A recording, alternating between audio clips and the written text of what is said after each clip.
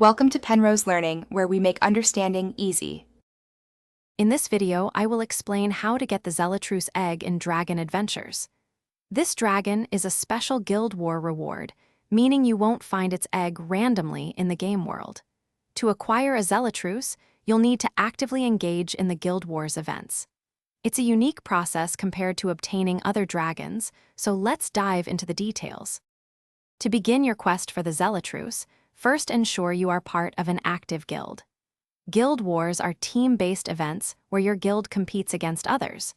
You'll contribute by completing specific missions, which can range from defeating powerful world bosses to collecting a certain number of eggs using observatory clues. Earning points for your guild is key to success in these events.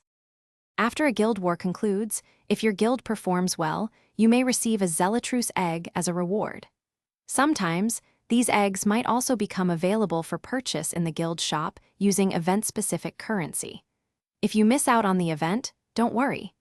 Xellatruce is a tradable dragon, so you can often find other players willing to trade it for coins or other valuable dragons.